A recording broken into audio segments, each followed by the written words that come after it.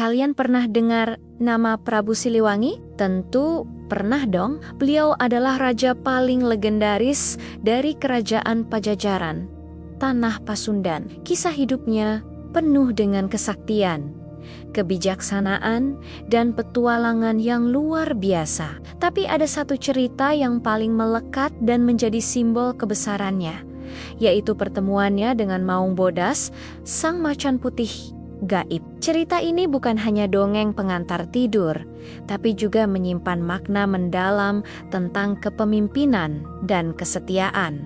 Yuk, kita telusuri bareng-bareng jejak sang Prabu dan pengawal setianya ini. Menurut berbagai naskah kuno dan cerita rakyat yang diturunkan dari generasi ke generasi, Prabu Siliwangi yang bernama asli Sri Baduga Maharaja adalah seorang raja yang tidak hanya bijaksana dalam memerintah, tapi juga sakti mandraguna. Beliau sering melakukan perjalanan spiritual atau tapa brata ke berbagai tempat keramat untuk meningkatkan ilmu dan mendekatkan diri pada Sang Pencipta. Nah, dalam salah satu perjalanannya inilah takdir mempertemukan beliau dengan sosok gaib yang kelak menjadi ikon kerajaan Pajajaran. Dikisahkan Sang Prabu sedang melakukan lalakon atau perjalanan spiritual ke sebuah hutan lebat yang angker dan jarang dijamah manusia. Hutan itu dikenal sebagai Curug Sawer, sebuah tempat yang energinya sangat kuat. Saat beliau sedang khusyuk bertapa,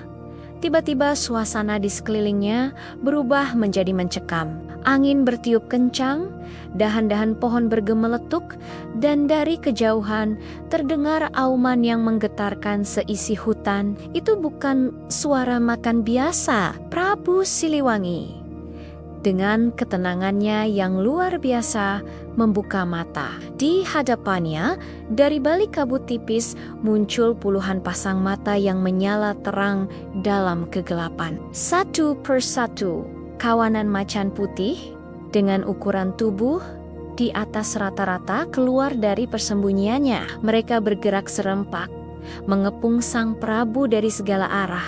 Aura mereka sangat kuat, aura gaib yang bisa membuat orang biasa lari tunggang langgang. Pemimpin kawanan itu adalah seekor macan putih yang paling besar, paling gagah, dengan tatapan mata yang tajam dan penuh wibawa. Dialah sang raja macan putih gaib. Bukannya merasa takut atau gentar, Prabu Siliwangi justru berdiri tegak.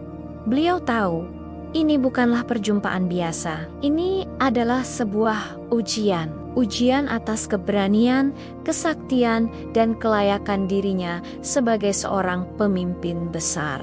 Sang Raja Macan Putih mengaum dahsyat, memberi isyarat pada kawanannya untuk menyerang. Namun, Prabu Siliwangi tidak gentar sedikit pun. Beliau tidak mencabut kujang pusakanya, senjata andalannya. Sebaliknya, beliau memusatkan seluruh kekuatan batinnya.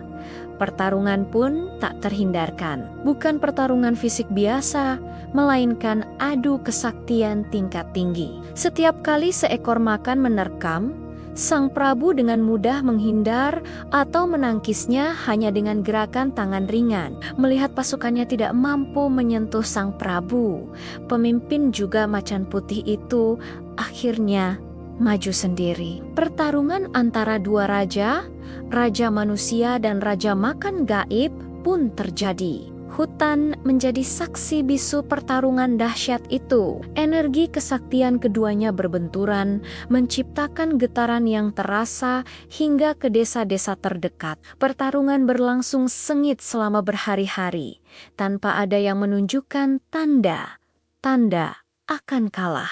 Keduanya sama-sama kuat, sama-sama berwibawa. Hingga pada satu titik, sang macan putih menyadari sesuatu. Manusia di hadapannya ini bukanlah manusia biasa. Energi yang dipancarkannya bukanlah energi kesombongan atau kerakusan, melainkan energi kebijaksanaan dan welas asih seorang pemimpin sejati. Prabu Siliwangi pun merasakan hal yang sama. Makan di hadapannya bukanlah makhluk jahat, melainkan penjaga alam yang memiliki kehormatan. Akhirnya, Dengan sisa tenaga yang ada, Prabu Siliwangi mengeluarkan ajian pamungkasnya, bukan untuk membunuh, melainkan untuk menaklukkan. Sebuah cahaya terang menyelimuti tubuh sang Prabu, dan dengan satu sentuhan, sang Raja Macan Putih gaib itu pun terdiam, takluk. Ia tidak terluka,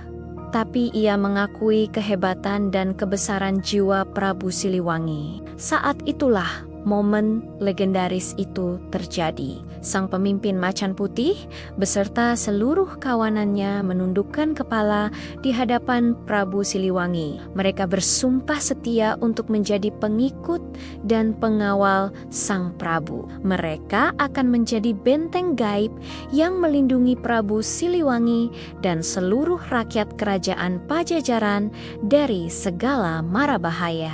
Sebagai tanda sumpahnya, Sang Raja Macan Putih kemudian berubah wujud menjadi pusaka, sementara para pengikutnya menjadi pasukan gaib yang tak kasat mata. Sejak saat itu, Maung Bodas atau Macan Putih menjadi simbol yang tidak terpisahkan dari Prabu Siliwangi dan Kerajaan Pajajaran. Sosok Macan Putih seringkali digambarkan mendampingi Sang Prabu, menjadi lambang keberanian, kekuatan, dan perlindungan. Bahkan hingga kini, banyak yang percaya bahwa pasukan Macan Putih gaib itu masih setia menjaga tanah Pasundan dan keturunan Prabu Siliwangi. Legenda ini lebih dari sekadar cerita heroik.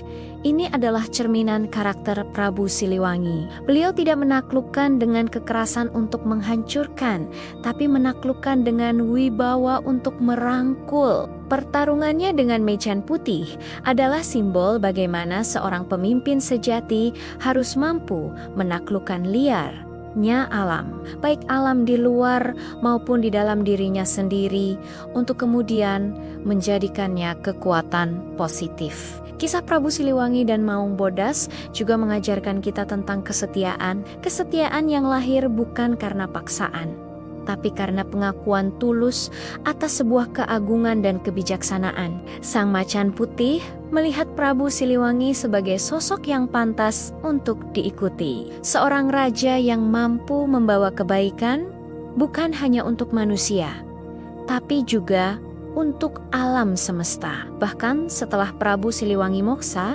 atau menghilang secara gaib, legenda Maung Bodas tidak pernah pudar. Konon, arwah Sang Prabu dan pasukan Macan Putihnya masih sering menampakkan diri di tempat-tempat keramat di Tatar Sunda, terutama di sekitar Gunung Salak dan Sancang. Kepercayaan ini begitu kuat mengakar dalam budaya masyarakat Sunda, menjadi bagian dari identitas mereka. Lambang Macan Putih ini juga diadopsi oleh banyak kalangan, termasuk menjadi simbol komando daerah militer Siliwangi. Ini menunjukkan betapa dalamnya pengaruh legenda ini dalam semangat juang dan patriotisme. Maung Bodas bukan lagi sekadar hewan mitologi, tapi sudah menjadi spirit, semangat Siliwangi yang terus hidup, semangat untuk melindungi, mengayomi, dan menjaga kehormatan tanah air. Jadi teman-teman, setiap kali kita melihat simbol Macan Putih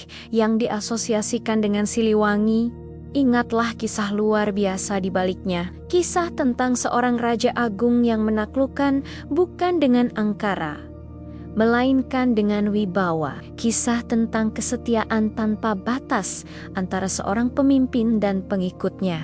Sebuah warisan tak ternilai dari tanah Pasundan yang mengajarkan kita arti sejati dari keberanian, kepemimpinan, dan kehormatan. Itulah sekelumit kisah tentang legenda Prabu Siliwangi dan pengawal setianya, Maung Bodas. Tentu masih banyak versi dan detail lain dari cerita ini, yang semuanya menambah kekayaan khazanah budaya kita. Semoga cerita ini bisa menginspirasi kita semua. Terima kasih sudah menonton. Jangan lupa like, comment, dan subscribe ya. Sampai jumpa di video selanjutnya.